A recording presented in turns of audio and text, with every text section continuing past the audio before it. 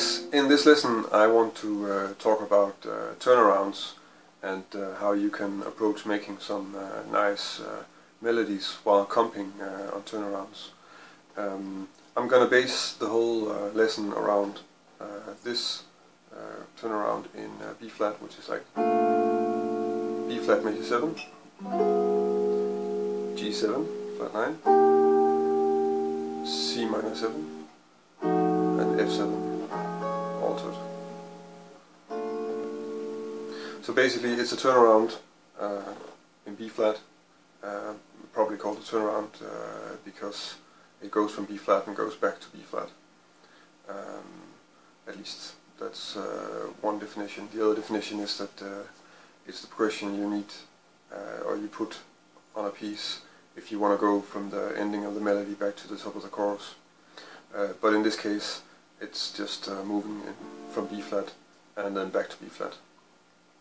Turnarounds are of course the foundation of a lot of quite famous jazz pieces like rhythm changes, and they're used really a lot. They're also probably, if you start working with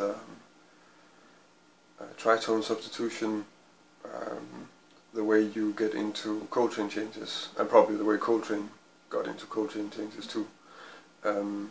But so the way we're going to do this is, if we have our, I chose this B flat major 7 chord, which is probably the most common one that everybody knows.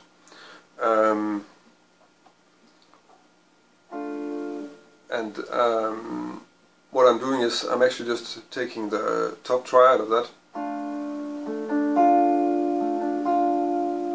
and then adding some melodies. So let's just go over a few different voicings that we have for the different chords. So for the first chord, the B flat major 7, we have these voicings.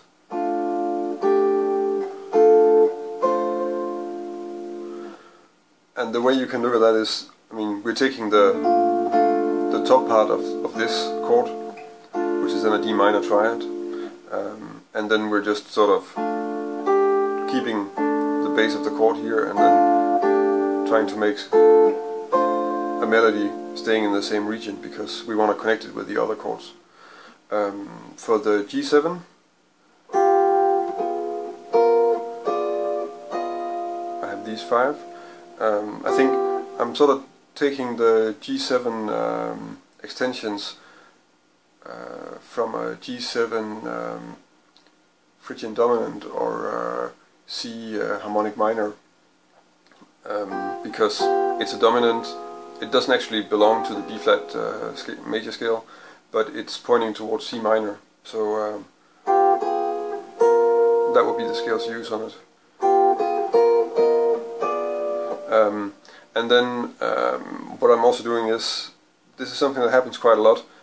If you have a scale with a flat 9 on the dominant, if the sharp 9 is not already there, you can kind of add that and it'll be okay. And that's the theoretical term, it will be okay. For the C minor, I have these voicings.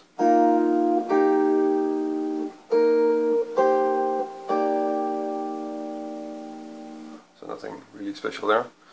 For the F7, I have these voicings. So that's really F7 altered. The examples that I made now are sort of based around this starting point, if I play the voicings without the root. And of course you can do that in other places, because this is a D minor triad and we can just invert that. So the same thing can sort of be worked out in other positions by just starting somewhere else and looking for the different voicings, so you could get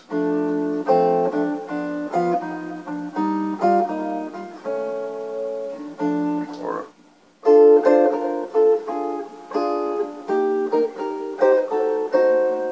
instead of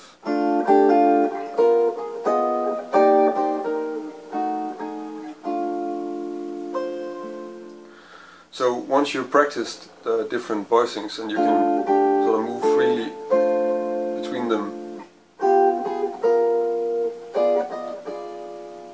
then the way to start working with them is probably just to rubato, see if you can make some nice melodies with the top notes. So that would be something like,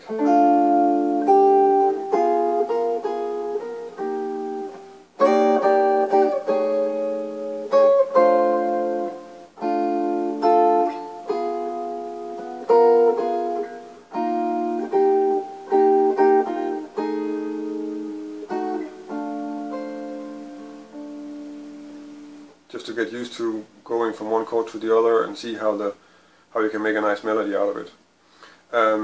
But I also made some examples just to demonstrate the kind of lines that I'm aiming for when I'm working on this. So let's do those. Okay, so the first example sounds like this.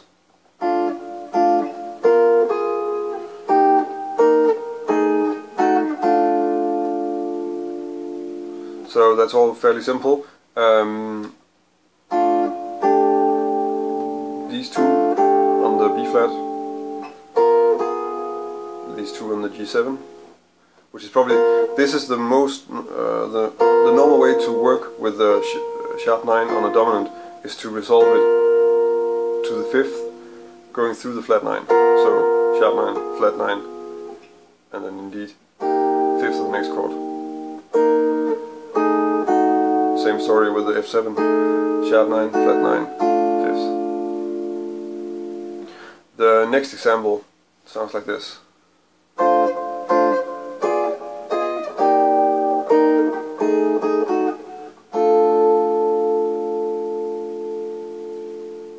And here I'm using the 9,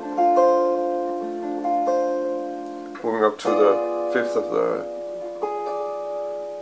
the G7, and a C minor 9.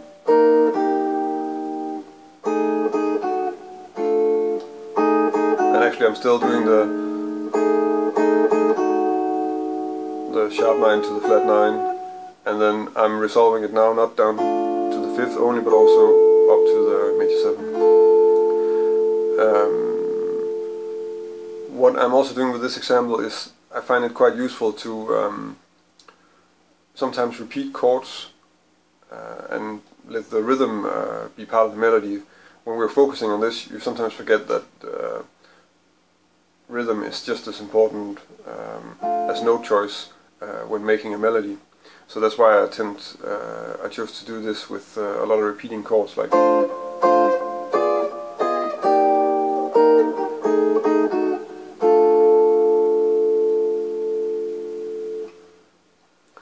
The third example is this.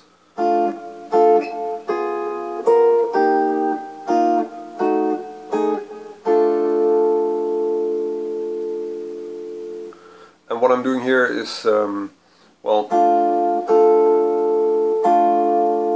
the melody is moving up,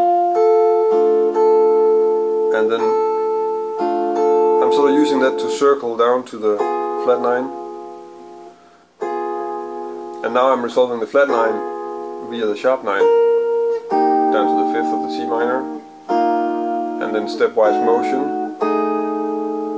on the C minor, flat 9, sharp 9, and resolving that to the major 7.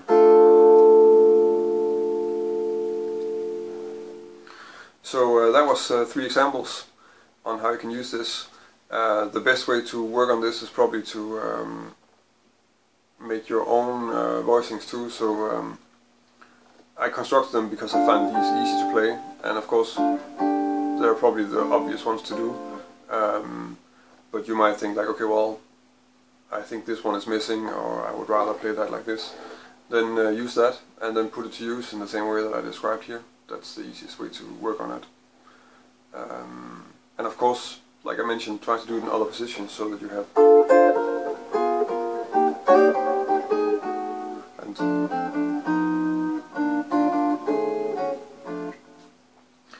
because you need that just as much. The examples that I gave here are of course a bit busy, so